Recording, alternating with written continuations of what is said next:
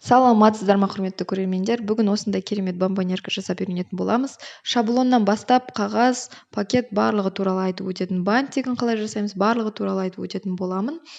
Сіздерге өте күшті жаңалық. Маған подписаться еткен адамдарға, менің подписчиктеріме бонус видео болады. Ол күшті лайфхак құпиямыз.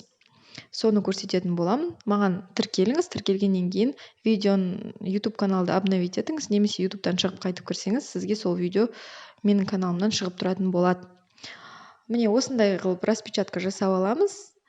Грамм 130 грамм қағаз, фотобумага, суперглянец деп аталады. Қиып тастаймыз айналасын.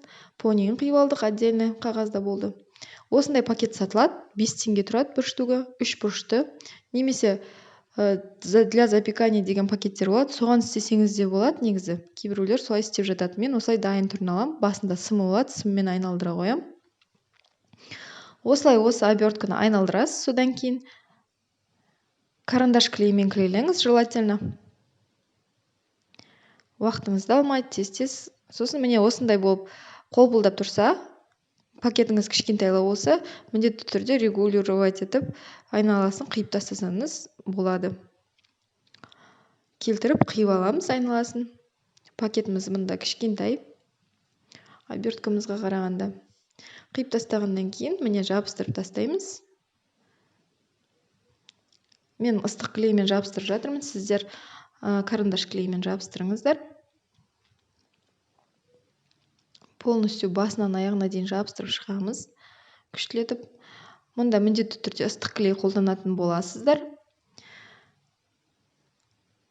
Осылай міне қолданып жабыстырып желімдейміз. Содан кейін мына кукурузный палочка салғанда түсіп қалмас үшін сіз примерно 5 сантиметр стенкасына клей жабыстырып кетуіңіз керек. Қазір көрсетем. Міне саласыз. Клейді осылай жабыстырып кетсеңіз болады, шамалы.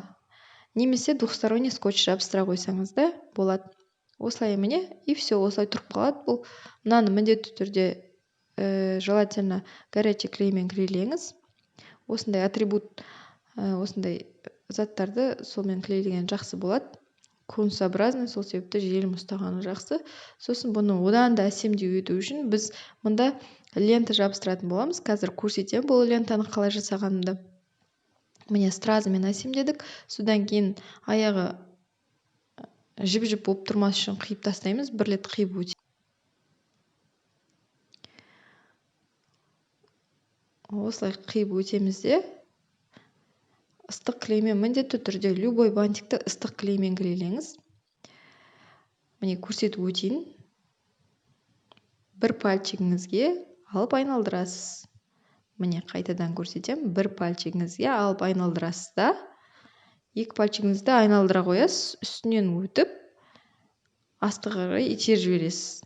Сосын мына жерде бүйтіп үстінен итеріп, байлап тастайсыз өз-өзіне получается. Осылай байлап жібересіз де тартасыз. Осылай тартасыз и все. Бантик өз-өзіне байланып, дайын бантик шыға келді. Содан кейін саусағыңыздан босатып, бантиктің аяқтарын келтіріп,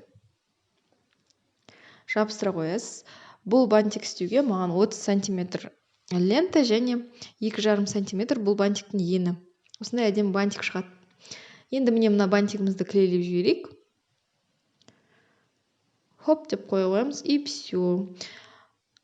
Міне әдеттегідей айтқандағыдай маған подписка жасаңыз. Подписка жасағаннан кейін біздің құпия лайфхагымызды көресіз. Біздің видео каналдан Батырғали Динара каналына өтіңіз. Сіз тек қана подписчиктерге арналған видеолар көретін боласыз. Кездескенше сау болыңыздар.